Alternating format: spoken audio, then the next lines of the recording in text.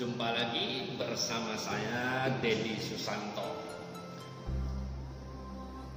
Kali ini kita akan membahas topik mengenai Pancasila Buddhis.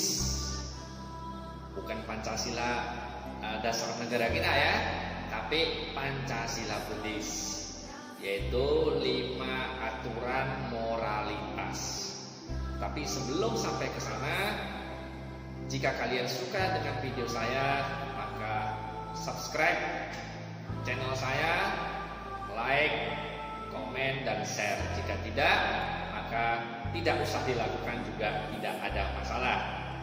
Ya, baiklah, kita balik ke topik Pancasila Buddhis, yaitu 5 aturan moralitas. Jadi kita sebagai seorang umat Buddha, kita memiliki 5 aturan yang paling dasar, 5 aturan moralitas yang jika ini dijalankan, maka ini akan membawa kepada kebahagiaan bagi diri kita dan bagi makhluk-makhluk yang lain. Maka ini adalah penting. Kita sebut sebagai Pancasila, yaitu 5 aturan moral. Hanya 5 saja. Tetapi kadang-kadang yang 5 ini saja itu masih bisa bolong-bolong. Artinya 5 ini saja yang paling sederhana, kadang-kadang kita masih bisa melanggarnya. Kita hanya 5 loh, ya ingat, kita hanya 5. Biku berapa? Biku 227 sila. Kita hanya 5 sila. Biku 227 sila, dan mereka harus menjalaninya setiap hari. Ya, kita 5 sila saja, itu pun sudah kadang-kadang babak belur. Ya, 5 sila itu apa saja? 5 sila itu adalah, yang pertama adalah saya bertekad atau berusaha untuk menghindari pembunuhan. Panatipada weramani sikapada samadhyami. Saya bertekad berusaha menghindari pembunuhan atau menyakiti atau menganiaya. Ini sila pertama. Boleh nggak kita sebagai manusia merenggut kehidupan makhluk lain? Ya tidak boleh. Sama seperti jika kita balik lagi keadaannya, mau tidak jika kita itu dibunuh sama orang lain? Tentu kita juga tidak mau. Kita ingin hidup terus, bahkan sampai usia yang panjang. Jika kita tidak ingin dibunuh, maka kita jangan membunuh yang lain. Jangan menyakiti yang lain. Itu prinsipnya. Ini aturan dasar, aturan moral yang paling dasar. Jangan membunuh, jangan menyakiti, bahkan jangan menyakiti perasaan orang lain. Ya, yang kedua bagaimana? Yang kedua adalah saya bertekad atau saya berusaha untuk tidak mengambil barang yang tidak diberikan oleh orang lain. Adinadana weramani sikapada samadhyami. Kalau barang tidak diberikan, maka jangan diambil. Itu namanya mencuri. Jika mau meminjam barang, ya ngomong dulu sama orangnya, saya mau pinjam barang. Boleh nggak? Jika tidak boleh, ya sudah, jangan diambil. Ini aturan yang kedua. Tidak boleh mencuri, tidak boleh mengambil barang yang tidak diizinkan atau tidak diberikan oleh orang lain. Ini aturan yang kedua. Aturan yang ketiga, saya bertekad, saya berusaha untuk tidak berbuat asusila. Kame sumi cacara weramani sikap padang sama diami. Tidak berbuat asusila, tidak cabul, tidak berzina, tidak selingkuh, termasuklah ke dalamnya itu. Karena ini akan membawa juga dampak-dampak buruk bagi kehidupan kita. Kehidupan seksual yang tidak baik, pergaulan bebas, ini masuk ke dalam pelanggaran sila ketiga. Mungkin hari ini ada banyak orang yang terlibat pacaran ya, tapi pacarannya sampai terlalu jauh, sampai pergaulan bebas, ini juga sudah termasuk pelanggaran. Kamu punya pacar, kamu tambah lagi pacar yang lain, 2, 3, 4 dan lain sebagainya, termasuk. Kamu sudah punya suami, punya istri, kamu pingin lagi yang lain, pingin punya suami yang lain, pingin punya istri yang lain, ini termasuk berzina, termasuk pelanggaran sila ketiga. Yang keempat itu bagaimana? Yang keempat itu saya berusaha, saya bertekad untuk tidak mengucapkan kata-kata yang tidak benar, berbohong misalnya. Saya berusaha untuk tidak berbohong.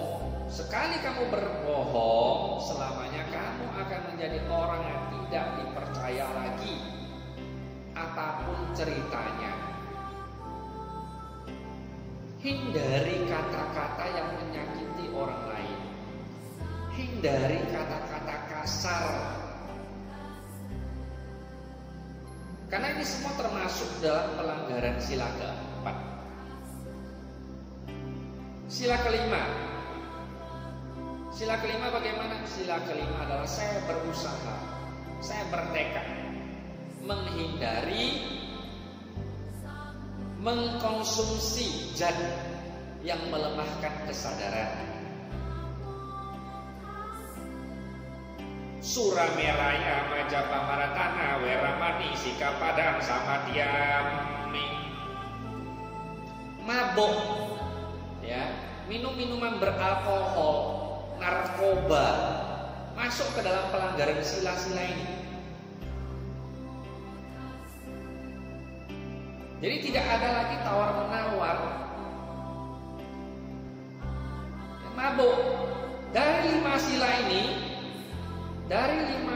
ini, yang tadi saya sudah sebutkan, tidak membunuh, tidak mencuri, tidak berasusila, tidak berbohong, atau tidak mengucapkan saksi-saksi dusta ya, kata-kata yang tidak benar, kemudian tidak mabuk ya. Dari 5 ini,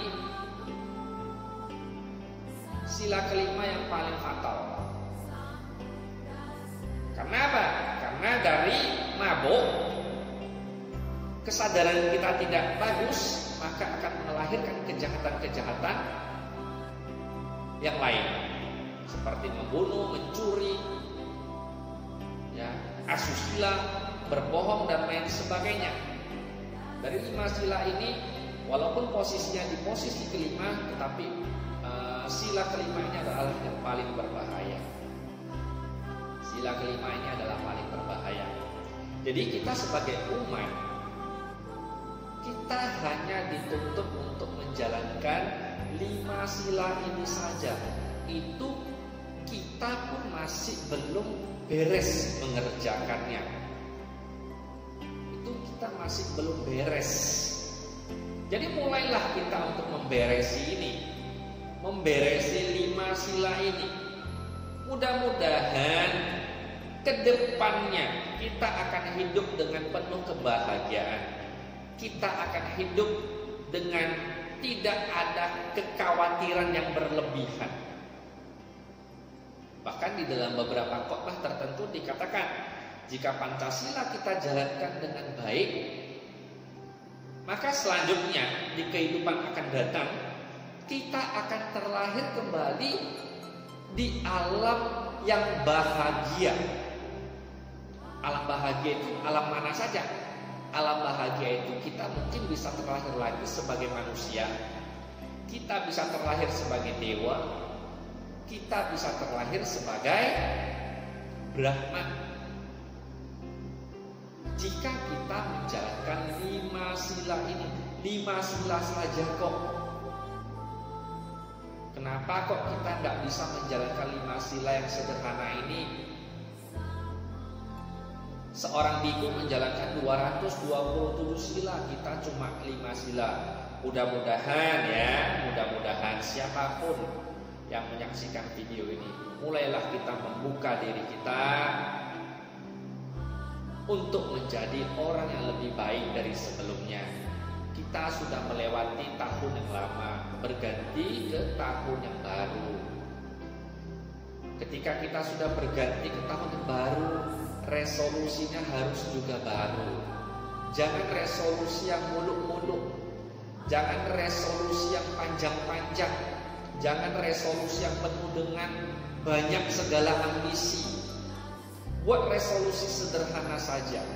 Saya ingin di tahun yang baru ini, pribadi saya menjadi lebih bijaksana dari sebelumnya. Saya ingin tahun yang baru ini saya menjadi lebih baik lagi dari tahun sebelumnya. Dulu saya sering maki-maki orang, cakap-cakap kotor.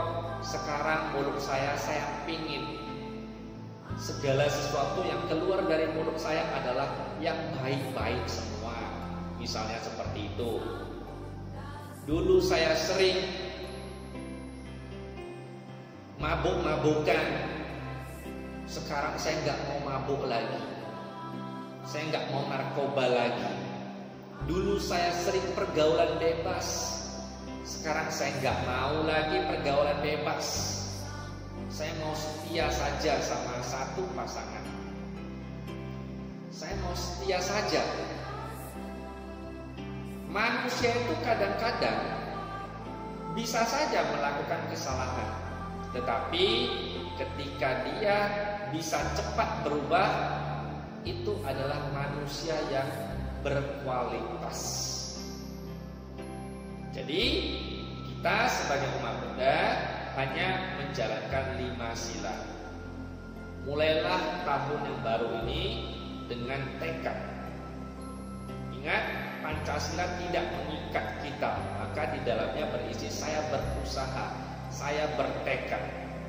Jika kemudian terjadi pelanggaran, maka segera ubah. Jika terjadi lagi-lagi pelanggaran, maka segera ubah. Bahkan bahasa paling sederhananya tobat. Salah tobat. Manusia itu penuh dengan kesalahan. Tetapi jika dia mau bertobat, mau berubah, itu adalah manusia yang berkualitas. Dan saya harap kita semua adalah kelompok manusia yang berkualitas, yang ingin berubah menjadi lebih baik dengan menjalankan 5 sila ini. Ya, 5 sila ini tidak mengikat kita, tetapi jika kita menjalankannya, ini akan membawa keberuntungan, kebahagiaan bagi kita. Di kehidupan akan datang, kita akan terlahir kembali di alam-alam bahagia. Di kehidupan sekarang, maka kita hidup penuh dengan kebahagiaan, tidak ada kekhawatiran, hidup kita akan berjalan damai. Semoga apa yang saya sampaikan hari ini membawa manfaat bagi kita semua. Sampai jumpa lagi di video saya berikutnya. Terima kasih.